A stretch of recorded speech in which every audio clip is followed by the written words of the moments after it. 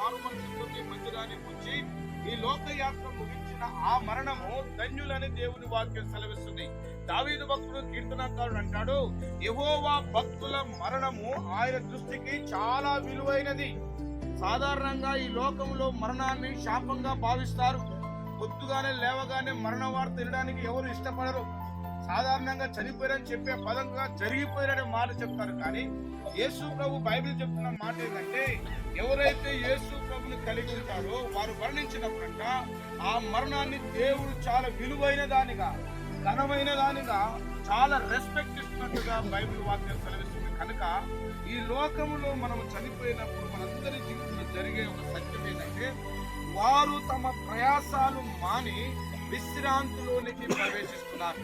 గురువయ్య గారు మరి ఆయన పుట్టిననాటి నుంచి నేటి వరకు ఆయన అనేక రకాలుగా పనులు చేసుకొని కుటుంబాన్ని పోషిస్తూ, పిల్లలను పోషిస్తూ, భార్యలు పోషిస్తూ, తాను చేతనైన పని చేసుకుని నేటి వరకు కూడా చనిపోయేంత వరకు కూడా ఆయన అకాల మరణం చేశాడు. కనుక ఏదో ఒక పని చేసుకుంటూ ఆయన ప్రయాసపడ్డాడు. దేవుని వాక్యం సెలవిస్తున్న మాట ఏంటంటే, ఇప్పుడు మరణించాడు, ఆయన ప్రయాసములు ఇక మాని విశ్రాంతిలోనికి ఆయన ప్రవేశించాడు. ఆయన సజీవులుండే దేశములోనికి ప్రవేశించాడు. ఆయన దేవుని రాజ్యములోనికి ఆయన ప్రవేశించాడు. కనుక అలాంటి వ్యక్తుల గురించి మనం మనుషులుగా దుఃఖపడతాం, కానీ దేవుని వాక్యం అంటుంది, మీరు దుఃఖపడవద్దు.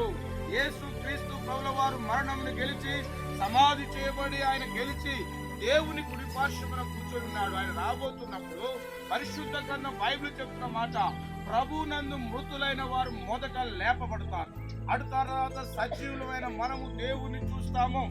కనుక ఒక దినాన మన ప్రియులైన గురువయ్య గారిని, వారి కుమారులు, వారి సతీమణులు, వారి కుమార్తెలు చూడబోతున్నారు. కనుక మరి రక్త సంబంధులు, తోబుట్టులు, స్నేహితులు, మనము మనందరికీ బాధ, వేదన, దుఃఖం ఉంటుంది. ఎందుకంటే ఇది కడవరి చూపిది.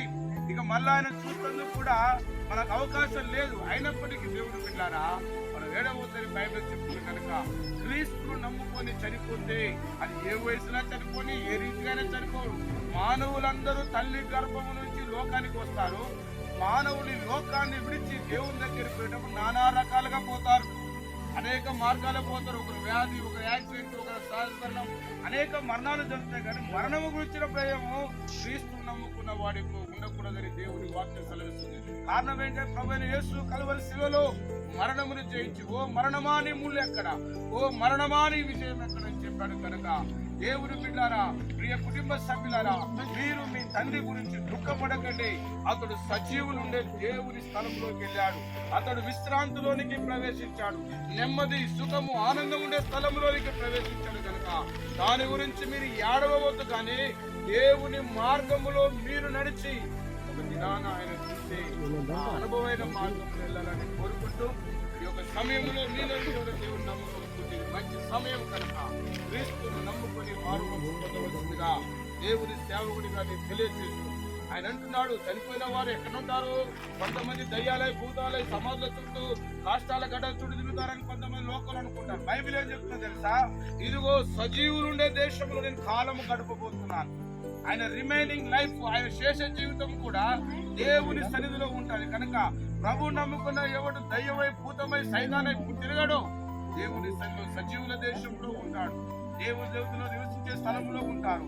దేవుణ్ణి ఆరాధించే స్థలంలో ఉంటారు. కనుక వారి గురించి మీరు చింతించి బాధపడు కన్నీరు కార్చిన కంటే వారి దేవునితో వస్తున్నారు కనుక ఆ నిరీక్షణ కలిగి, ఆ విశ్వాసం కలిగి, ఆ నమ్మకం కలిగి మనం ముందుకు సాగవలసిందిగా ఈ కుటుంబ సభ్యులకు, చేరువచ్చిన మీ అందరికీ తెలియజేస్తూ, ఆయన మంచి విశ్రాంతిలోకి ప్రవేశించాడు. ఇక ఎప్పుడు ఆయన మన జీవితంలో మనం అనుభవిస్తున్న ప్రయాసాలు, కన్నీరు, వేదన, బాధ, చెమట, రక్తాన్ని చూడని విశ్రాంతిలోకి ఆయన ప్రవేశించాడు. కనుక ఆ విశ్రాంతిలోకి వెళ్ళిన రాత్రిని బట్టి మనం సంతోషిస్తూ, ఈ మాటలను బట్టి మనం ఒకరినొకరిని ఓదార్చుతున్నాం. ప్రభు ఈ మాటలు మరి మనందరి వినికిలో దీవించి ఆశీర్వదించును గాక. ప్రార్థన.